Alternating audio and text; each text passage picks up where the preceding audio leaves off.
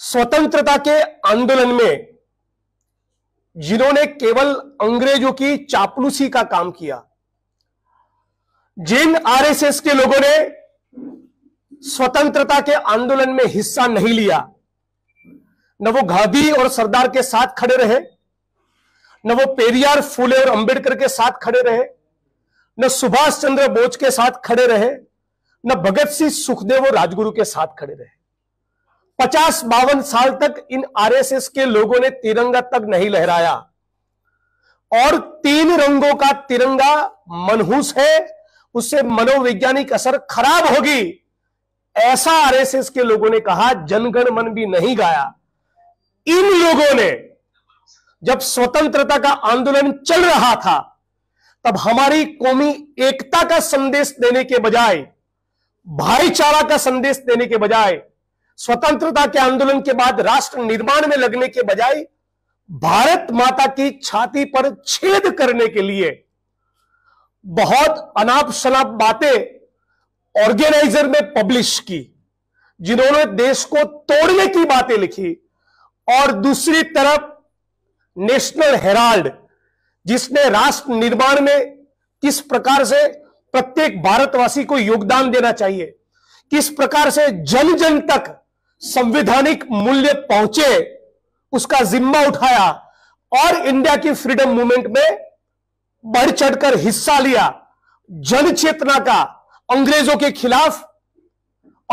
खिलाफ एक जबरदस्त जन चेतना, जन विद्रोह भारत भूमि में निर्माण हो, उसके लिए एक नींव तैयार की, वो था नेशनल हेराल्ड।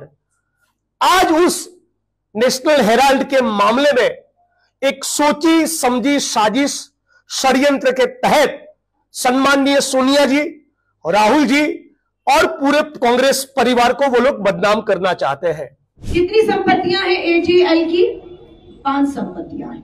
ये 5 संपत्तियां कहां हैं? दिल्ली, पंचकुला, मुंबई, लखनऊ और पटना, इंदौर में है। जिसमें से दिल्ली, पंचकुला, मुंबई, पटना और इंदौर की संपत्तियां जो है वो लीज पर है। वो मालिक नहीं है, वो लीज पर, वो बेच ही नहीं सकते। हमारी जो प्रॉपर्टी है वो कहाँ है? फ्री होल्ड है। वो मात्र एक लखनऊ की संपत्ति है जो फ्री होल्ड है, जिसमें पूरी तरह मालिकाना हक तब भी और अब भी एजेएल का है। यंग इंडिया का इससे कोई लेन देन नहीं है। यंग इंडिया इन संपत्तियों को ना बेच सकती है, ना इसके शेयर को बेच सकती है, ना इससे कोई तनख्वाह ले सकती है, ना कोई तनख्वाह लिया है। 1 रुपए का लाभ शेयर धारकों ने यंग इंडिया के 1 रुपए का भी लाभ नहीं लिया है। और ये कहते हैं यहां मनी लॉन्ड्रिंग हुआ है। ये सरासर झूठ है, धोखा है, फरेब है। आज हम पूरे देश में भाजपा को बेनकाब करेंगे। मकसद क्या, क्यों कर रही है ये भाजपा? ये सब मकसद है कि श्री राहुल गांधी जी को डराना, उनके आगे बढ़ते कदमों को रोकना, उस लड़ाई को रोकना जो संविधान के लिए लड़ी जा रही है और देश को बचाने के लिए, उससे रोकने के लिए ये सब चीजें हो रही हैं। आज बताया जा रहा है कि एजेएल की जो संपत्ति है वो 5000 करोड़ की है। कोरा झूठ बोल रही है भाजपा मुद्दे से भटकाने के लिए। हमारा दावा है, जो ईडी ने, हमने नहीं, ईडी ने कैलकुलेट किया और बताया कि एजेएल की कुल संपत्ति 413 करोड़ है। कुल संपत्ति 413 करोड़ है, जिसकी कीमत 5000 करोड़ बताया जा रहा है। ये एक कोरा झूठ है। और ये 413 करोड़ की प्रॉपर्टी क्या आज भी एजेएल की है? बिल्कुल, आज भी ये प्रॉपर्टी, ये संपत्ति का मालिकाना हक एजेएल के पास है। इस पूरे केस में जो यंग इंडिया लिमिटेड और एजेएल के बीच में आपको कहीं पर भी कोई मनी की ट्रेल नहीं, कोई क्राइम प्रोसीडिंग्स नहीं है, मनी ट्रेल नहीं है। ऐसे समय में जबकि पिछले साल, 1 साल पहले अप्रैल में इन्होंने एक चार्जशीट दायर करने के लिए ईडी को कहा था और 1 साल पूरे होने की उसमें लिमिट होती है कि 1 साल तक अगर चार्जशीट नहीं आएगी तो खारिज हो जाएगा। तो आनंद फानंद भारतीय जनता पार्टी ने 9 अप्रैल को एक केस दायर कर दिया। कानून की दृष्टि से जो हमारे एक्ट है आईबीसी, उसके दृष्टि से या किसी और दृष्टि से इसमें कोई अपराध नहीं हुआ है। मनी लॉन्ड्रिंग में मनी होना चाहिए, मनी का कुछ भी नहीं हुआ है। यंग इंडिया लिमिटेड पर आज 90 करोड़ का वो कर्ज है जिसके कारण आज एजेएल जो है उसका नेशनल हेराल्ड निकल रहा है, नवजीवन टाइम्स भी निकल रहा है, तो वो अब चलने लगा है न्यूज़पेपर। और यंग इंडिया लिमिटेड जो कि नॉन प्रॉफिट कंपनी है, जिसने कोई प्रॉफिट नहीं कमाया, उसके जो डायरेक्टर्स हैं, उसके शेयर होल्डर्स हैं, उनको कोई डिविडेंड्स नहीं मिलते, उनको कोई सैलरी नहीं मिलती, उनको कोई प्रॉफिट नहीं होता। ऐसे में भारतीय जनता पार्टी ये हंगामा क्रिएट करके लोगों को बताना चाहती है, किसी तरह से भ्रम में डालना चाहती है। क्योंकि आप देखेंगे जब जब चुनाव आते हैं, ये बार बार कहते हैं कि गांधी परिवार के लोग बेल पर हैं, लेकिन बेल पर है, आपको 11 साल हो गए हैं, आप आज तक कुछ नहीं कर पाए हैं। और आप नहीं चाहते कि देश के लोगों का ध्यान इस पे जाए कि आप इतने कायर हैं कि चीन हमारी सरहदों पे चढ़ा बैठा है, हम उस पे सवाल ना पूछें। हमारे देश की अर्थव्यवस्था की हालत गिरती जा रही है, हम उस पे सवाल ना पूछें। हम ये सवाल ना पूछें कि राजनाथ सिंह जी के ऊपर यूएपीए क्यों नहीं लगाना चाहिए कि 158 एजेंसी से उन्होंने बात की, लेकिन सेना के लोगों से उन्होंने अग्निवीर स्कीम लागू करने के पहले बात नहीं की।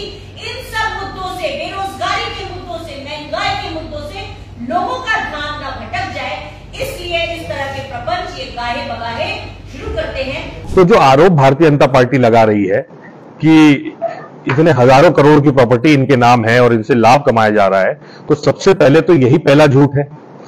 5,000 करोड़ की प्रॉपर्टी अफवाह उड़ाई जा रही है, तो इन्हीं के इनकम टैक्स डिपार्टमेंट ने जो है 413 करोड़ का मूल्यांकन किया है, वो भी एक प्रस्ताविक मूल्यांकन है, क्योंकि उसको बेचा नहीं जा सकता, तो वो तो वैसे पड़ी है, वो बस अंदाजे से एक लगा लिया कि 413 करोड़। तो पहला झूठ तो यही 5,000 करोड़ जो बोल रहे हैं।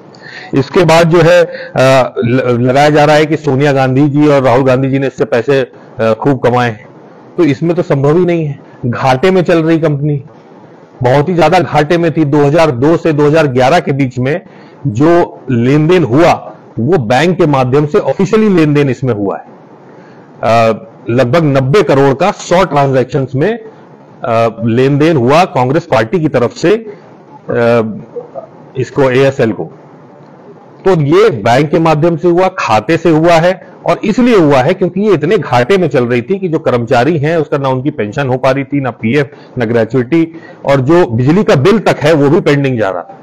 तो इसीलिए ये धनराशि उसको जीवित करने के लिए की गई, और जीवित करने का भी एक बहुत बड़ा कारण था कि ये सीधे सीधे संविधान से, बाबा साहब के लिखे हुए संविधान से संबंधित है।